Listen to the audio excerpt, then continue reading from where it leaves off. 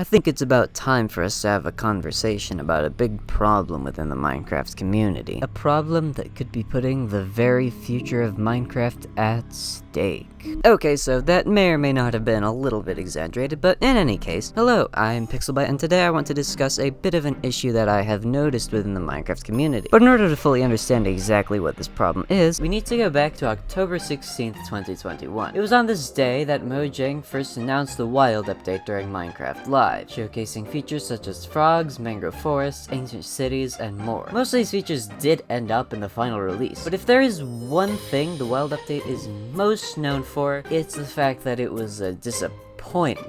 You see, during this showcase, Mojang also hinted that the update was going to overhaul various other aspects of the overworld in general, even showing a birch forest concept art as an example. However, as snapshots continued to roll out, and as the date of the update approached, people began to notice that the overhaul they felt they had been promised wasn't occurring. In response, Mojang briefly addressed the situation in one of their Ask Mojang YouTube videos. However, this explanation was focused entirely on the fireflies and birch forest concept art rather than the expected overhaul as a whole, and furthermore didn't offer a very satisfactory explanation, and thus it wasn't received very well by the community. Of course, this whole drama occurred half a year ago, so you might be wondering how this is relevant to the state of the Minecraft community today. Well, the answer is quite simple. On October 16th of this year, Mojang streamed Minecraft Live 2022, during which they addressed their past mistakes. Realizing that announcing all of their plans would risk overpromising, they decided to only announce features that were almost entirely complete and that they knew for certain would make it into the final release. Now, you might expect that this would solve the issue, but it did lead to one unforeseen problem. The 1.20 showcase portion of Minecraft Live was much shorter, which led to complaints that it was much less exciting. This is, of course, valid criticism that I personally agree with, but unfortunately, the events of the Minecraft Live 1.20 did more than draw reasonable criticism, because there was one mistake that a substantial amount of people made. Although Mojang did say that these features would only be a small portion of the entire update, it seemed like quite a few people missed this. As a result, there were quite a few people who saw this as evidence of an interesting idea. The idea that Mojang and its developers are lazy. And you see, ever since the disappointment that 1.19 caused, this has become quite commonplace. And it does seem like quite a few people are rather eager to find reasons to make fun of Mojang. But is it reasonable? Well, that's what I intend to answer in this video. These complaints first began appearing during the aftermath of 1.19, during which multiple people claimed that the lack of features was due to the developers' lack of skill. However, as mentioned earlier, Mojang's attempt to respond to the 1.19 criticism in the showcase for 1.20 only reinforced this position, and I do think this could have the potential to negatively impact the game itself. How exactly, I'll get to in a bit, but first I want to discuss why exactly I don't really agree with this point of view. In the case of the Minecraft 1.20 showcase, as I already explained, the features that were showcased were only a very small portion of the overall update, although it does seem that the vast majority of the community already understands this. As for the 1.19 situation, that can most likely be explained by the fact that 1.18 was delayed, which probably reduced the energy of the developers as well as the time frame that they had to develop the features. And furthermore, the development of the Warden and Deep Dark probably took a lot of tweaking. So let's try and look at some other arguments that try to prove that Mojang is lazy. Another argument that I've seen some people use is that Mojang is simply not adding enough interesting features, or that the features that they are adding are mundane or repetitive and aren't bringing any substantial changes to the gameplay. There is of course one slight issue with this argument though, which is that it just isn't true. I don't think there's any denying that the Wild update was a small disappointing update, and yet even in the Wild update there still were some pretty substantial changes made to the gameplay, some of which include the Warden and Ancient Cities, wireless redstone and vibration detection, the Aleia auto-sorting non-stackable items, automatic XP farms and XP storage with the Sculpt Catalyst, just to name a few. And keep in mind that 1.18, the update that changed literally everything about overworld generation, only came out half a year before then, and yeah, it had some pretty substantial changes to the gameplay. And really this seems to be the main issue with this argument. I haven't seen anybody successfully make this argument without ignoring some of these more substantial changes, and instead overemphasizing the more minor features like boat chest and glow squid. Well, okay, so perhaps Mojang does add a significant amount of features, but that doesn't necessarily mean that they shouldn't be capable of adding more, right? And well, there is one argument that repeatedly gets brought up in an attempt to prove this point. An argument known as the modders argument.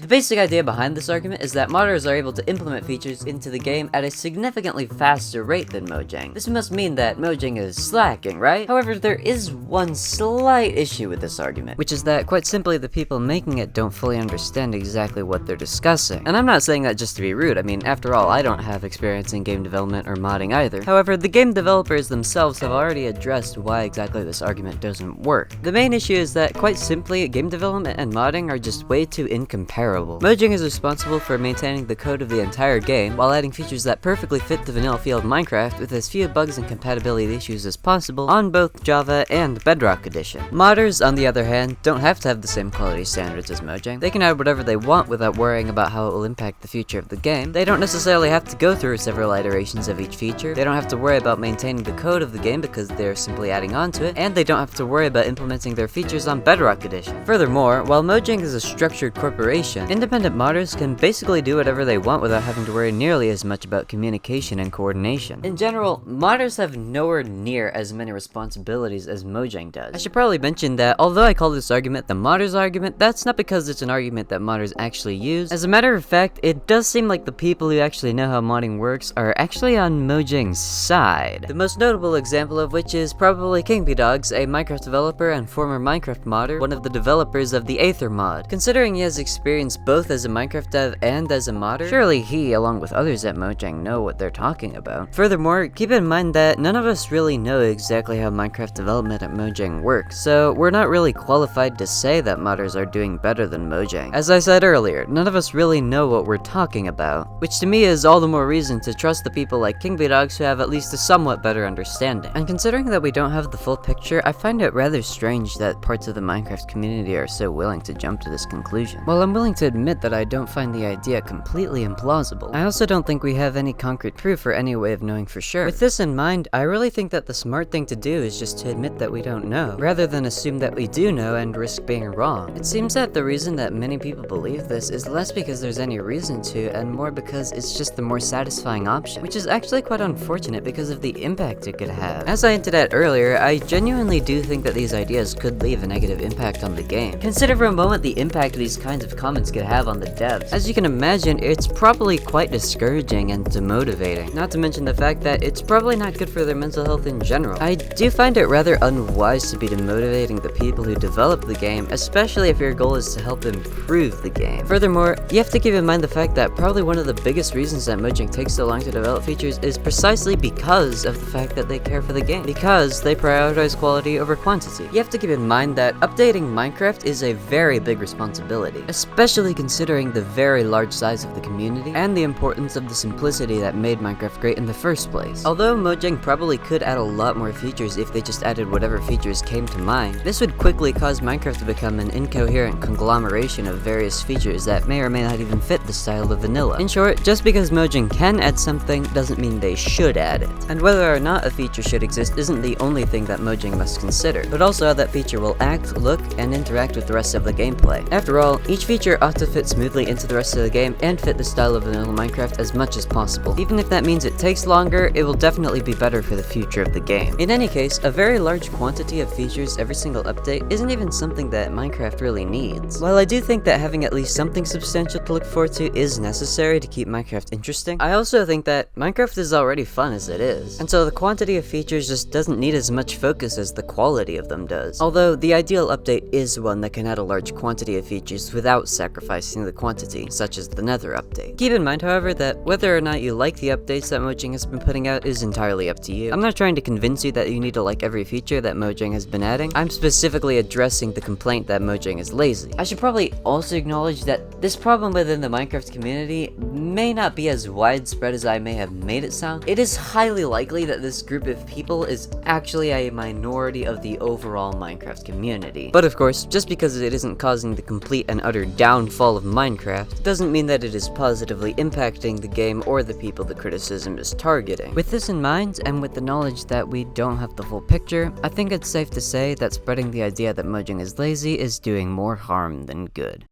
Like this video right now or I will be sad. Also, check out my gaming content. There are a lot of hilarious moments that you definitely don't want to miss.